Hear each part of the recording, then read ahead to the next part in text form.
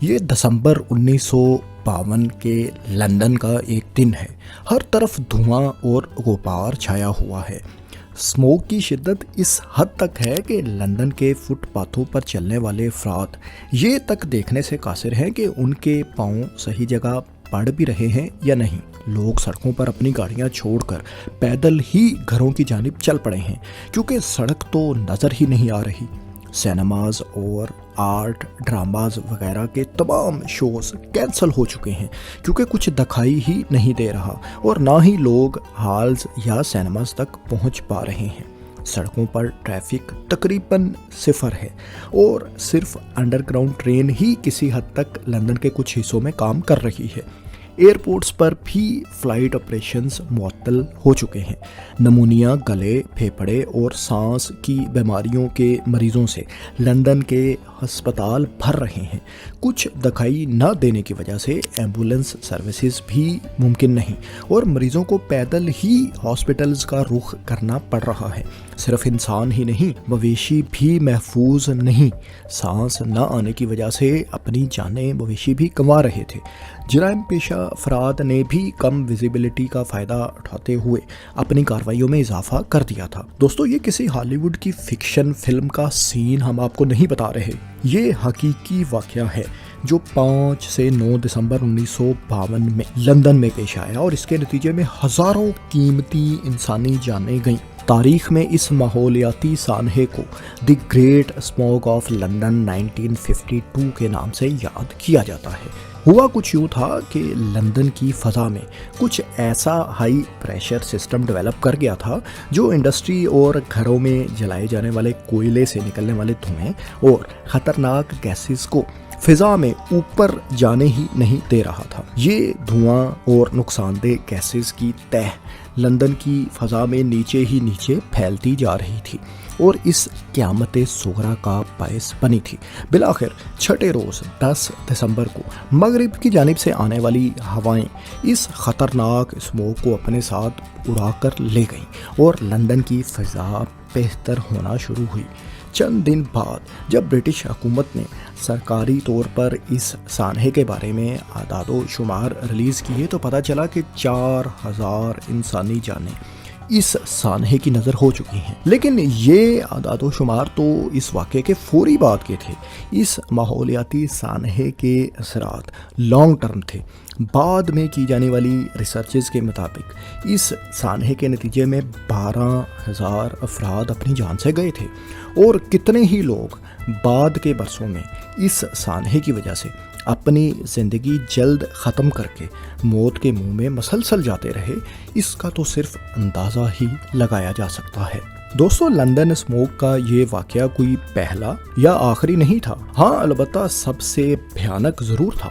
1948 میں امریکی ریاست پینسلوینیا میں بھی اسی سے ملتا جلتا واقعہ پیش آیا تھا جس میں 20 افراد جان سے گئے تھے۔ اسی طرح بیلجیم کے ایک انڈسٹریل علاقے میں بھی 1930 میں ایسی ہی اسموک کے نتیجے میں 60 جانیں گئی تھیں۔ 1962 میں ایک بار پھر لندن اسموک کی زد میں آیا تھا، اور اس بار بھی سینکڑوں زندگیاں اس کی نظر ہو گئی تھیں۔ 20ویں صدی کے بعد کی دہائیوں میں میلان، اٹلی اور چین کے مختلف علاقے بھی اسموک کا شکار ہوتے رہے ہیں۔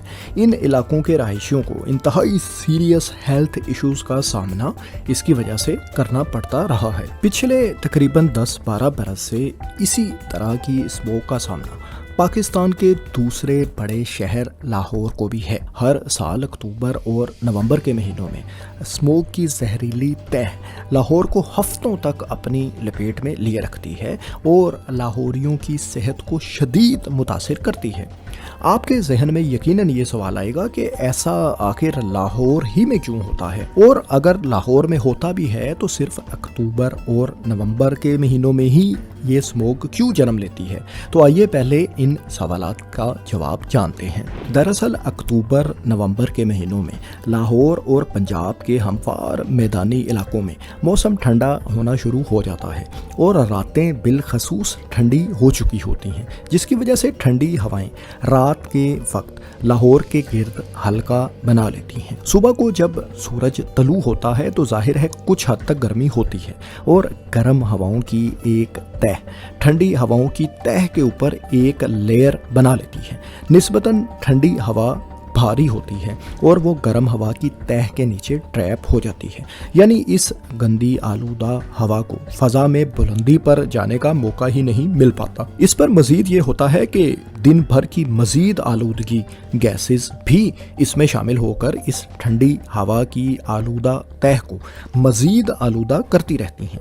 अक्टूबर और नवंबर के महीनों में क्योंकि सूरज की तपिश भी कदरे कम हो चुकी होती है और दिन का दौरानिया भी अब काफ़ी हद तक कम हो चुका होता है, इसलिए दिन भर पड़ने वाली सूरज की गर्मी या धूप निचली फजा में ट्रैप हो जाने वाली जहरीली हवा की तह को गर्म नहीं कर पाती, जिसकी वजह से फजा में निचली सतह पर ये जहरीली हवा बरकरार रहती है और इसी को स्मोग कहा जाता है। ये बात तो आप यकीनन समझ चुके होंगे कि ऐसा अक्टूबर और नवंबर में ही क्यों होता है। अब आपके जहन में ये सवाल भी आएगा कि अगर ठंडी हवा की तह ही लाहौर में स्मोग का बायस बनती है तो फिर ये अक्टूबर और नवंबर से भी ज़्यादा ठंडे महीनों यानी दिसंबर और जनवरी में क्यों कम या ख़त्म हो जाती है। तो दोस्तों इसका जवाब ये है कि इन ठंडे महीनों में मौसम सरमा की हवाएं चलना शुरू हो जाती हैं, जो इस जहरीली फजा को अपने साथ उड़ाकर दूर या ऊंचाई पर ले जाती हैं, यानी निचली फजा में ट्रैप नहीं होने देती। दिन और रात के टेम्परेचर का फ़र्क भी काफ़ी हद तक ख़त्म हो चुका होता है, जो कि अक्टूबर और नवंबर में बहुत ज़्यादा होता है। इसके अलावा बारिशें भी होना शुरू हो जाती हैं, जो फ़ज़ा को कदरे खुशगवार करने का कुदरती वसीला बन जाती हैं। दिसंबर और जनवरी में किसानों की जानिब से फसलों की बाकियात को जलाने का सिलसिला भी ज़ाहिर है ख़त्म हो चुका होता है, जो स्मोक पैदा करने की बड़ी वजूहात में से एक है।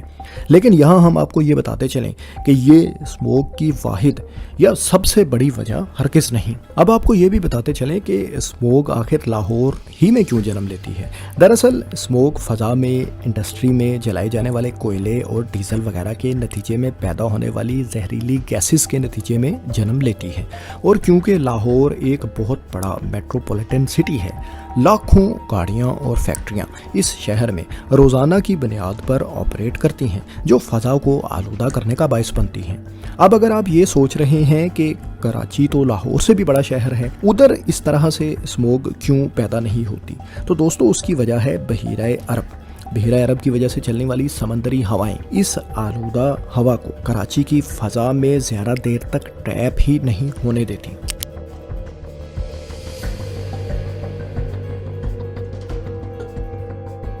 लाहौर की जहरीली फ़िज़ा इसमें बसने वाले करोड़ों शहरियों के लिए इंतहाई ख़तरनाक है और ये आंखों में जलन, गले में सोजिश और सांस लेने में दुश्वारी जैसी तकलीफ़ों का सबब बनती है। सर दर्द और फटीग भी इसकी वजह से हो सकती है। ऐसा दरअसल इस जहरीली फ़ज़ा में मौजूद इंतहाई छोटे छोटे नन्हे मुन्ने जहरीले आलूदा ज़र्रात या पार्टिकल्स की वजह से होता है।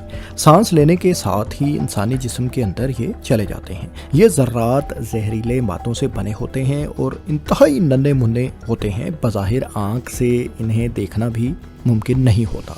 लाहौर में स्मोक के दौरान इन ज़र्रात की मिकदार 1 क्यूबिक मीटर में या 1 मकाब मीटर में 600 माइक्रोग्राम से भी ज़ायद तक पहुंच चुकी है, जो कि इंतहाई तशवीशनाक सूरत हाल है। लाहौर की फ़ज़ा में मौजूद ये पार्टिकल्स WHO की तरफ से महफूज करार दी गई वैल्यू यानी 15 माइक्रोग्राम फ़ी क्यूबिक मीटर से 40 गुना से भी ज़्यादा हो चुकी है। इसी तरह अगर हम एक और क्राइटेरिया यानी एयर क्वालिटी इंडेक्स के एतबार से देखें तो लाहौर में ये इन दिनों 1000 के लगभग है, जबकि ग्लोबल हेल्थ स्टैंडर्ड्स के मुताबिक इसको 100 से ज़्यादा हरगिज़ नहीं होना चाहिए, बल्कि 300 से ज़ायद का AQ लेवल तो इंसानी सेहत के लिए तबाहकुन तस्वुर किया जाता है। इस स्मोग